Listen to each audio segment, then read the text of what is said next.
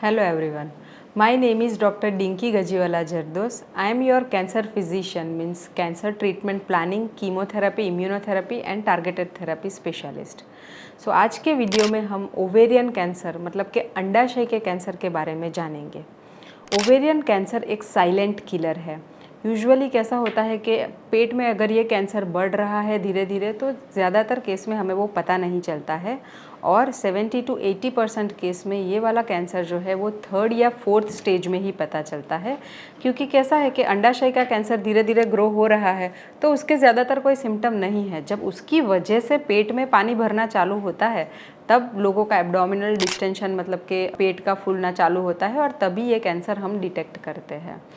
तो इस कैंसर के बारे में और इसके अर्ली साइंस के बारे में जानना हमारे लिए बहुत ज़रूरी है।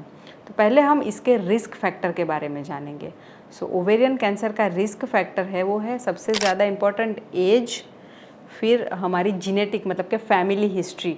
ये है जो कैंसर वो फैमिली में चलता है। अगर किसी की मदर को या फैमिली में लेडीज़ को कैंसर है ये तो वो लेडी में आने के चांसेस है। तो जीनेटिक फैक्टर जो मोस्ट कॉमन जीन है ब्राका म्यूटेशन, तो ब्राका जीन जिसका म्यूटेटेड है उसमें ओवेरियन कैंसर होने का रिस्क है। दूसरा हमारी फर्टिलिटी पैटर्न, अगर प्रेगनेंसी एक भी बार नहीं हुई है या फिर ब्रेस्ट फीडिंग नहीं करवाया है कभी तो ऐसे केस में भी ये कैंसर होने का रिस्क बढ़ता है। और ओबेसिटी और हार्मोनल जो इम्बैलेंस है उसकी वजह से भी ये कैंसर होने का रिस्क बढ़ता है। नेक्स्ट जो हम डिस्कस करेंगे वो इनके प्रोटेक्टिव फैक्टर, कि कौन से फैक्टर ऐसे हैं जो हमारा ये ओवेरियन यानी कि अंडाशय का कैंसर है उसका रिस्क कम करेंगे। तो जैसे हमने बात किया रिस्क फैक्टर में कि प्रेगनेंसी, तो pregnancy is protective for ovarian cancer, क्योंकि प्रेगनेंसी की वजह से जो ओव्यूलेशन है वो कम होता है और दैट इज़ प्रोटेक्टिव। फिर हो गया ब्रेस्ट फीडिंग, तो जितना प्रोलॉन्ग हम ब्रेस्ट फीडिंग करा रहे हैं उतना ही ओव्यूलेशन कम होगा और ओव्यूलेशन कम होने की वजह से ये जो अंडाशय का कैंसर है वो होने का हमारा रिस्क कम होगा। Third is a healthy weight balance, और ओबेसिटी जो है अगर वो कम है तो उसकी वजह से भी हमारा ये अंडाशय का कैंसर होने का रिस्क कम होगा। तो हेल्दी वेट मेंटेन करेंगे तो वो भी हमारे लिए प्रोटेक्टिव फैक्टर है।